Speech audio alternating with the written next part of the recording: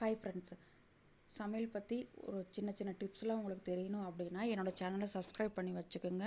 ஏன்னா உங்களுக்கு யூஸ்ஃபுல்லான ஒரு விஷயந்தான் உங்களுக்கு நான் கொடுக்க போகிறேன். அதனால் என்னோடய சேனலை சப்ஸ்கிரைப் பண்ணி வச்சுக்கோங்க. வாங்க வீடியோக்குள்ளார போகலாம்.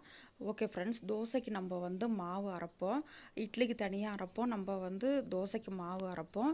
அப்போ நீங்கள் என்ன பண்ணுறீங்க அப்படின்னா, தோசைக்கு மட்டும் நீங்கள் தனியாக மாவு அரைக்கிறீங்க அப்படின்னா சிறிது சர்க்கரையும் அப்புறமேலு கடலை மாவும் சேர்த்து தோசை சுட்டு பாருங்கள்.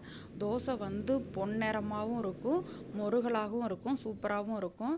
இது என்னோடய அனுபவத்தில் நான் உங்களுக்கு நான் சொல்கிற விஷயம்.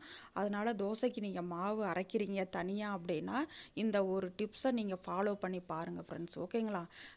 கொஞ்சோண்டு அந்த மாவில் தோசை மாவு பதத்துக்கு நீங்கள் மாவை கரைச்சிட்டு அதில் கொஞ்சம் சர்க்கரையும் கடலை மாவும் சேர்த்து நீங்கள் தோசை சுட்டு பாருங்கள். அது ஹோட்டலில் சுடுற தோசை மாதிரியே நம்ம அழகாக பொன்னிறமாக உங்களுக்கு வரும். ஓகேங்களா? அப்புறம் இப்போ தீபாவளி வரப்போகுது. நம்மளாம் என்ன பண்ணலாம் அப்படின்னா, குலோப்ஜாம் கண்டிப்பாக நம்ம வீட்டில் நம்ம செய்வோம். அப்போ குலோப்ஜாம் நம்ம பொரிச்சு எடுக்கிறோம்னு வச்சுக்கோங்களேன்.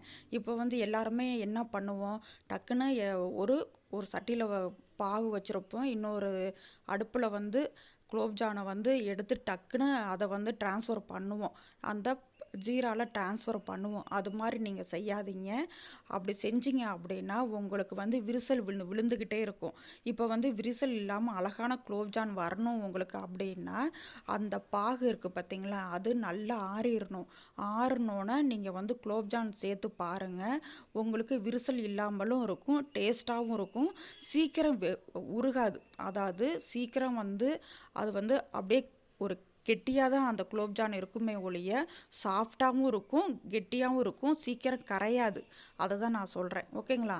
அதனால் இந்த தீபாவளிக்கு என்ன செய்கிறீங்க, சூடான பாகில் சேர்க்காம கொஞ்சம் நல்லா ஆறினோன்னே நீங்கள் சேர்த்து பாருங்கள். குலோப்ஜான் சூப்பராக விரிசல் இல்லாமல் நல்லா வரும்.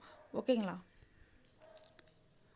ஓகே ஃப்ரெண்ட்ஸ், இது மாதிரி சின்ன சின்ன டிப்ஸுக்கான ஒரு வீடியோ தான் நான் போட்டுக்கிட்டு இருக்கேன். ரொம்ப நிமிஷம்லாம் நான் போட மாட்டேன். ஒரு 3 நிமிஷம் இல்லாட்டி 4 ஒரு 5 நிமிஷத்துக்குள்ளார ஒரு டிப்ஸு தான் இருக்கும், சின்ன சின்ன டிப்ஸ் தான் இருக்கும். என்னோடய சேனலை சப்ஸ்கிரைப் பண்ணி வச்சுக்கோங்க. கண்டிப்பாக உங்களுக்கு யூஸ்ஃபுல்லான ஒரு விஷயம் தான் நான் கொடுப்பேன் ஃப்ரெண்ட்ஸ். தேங்க்யூ.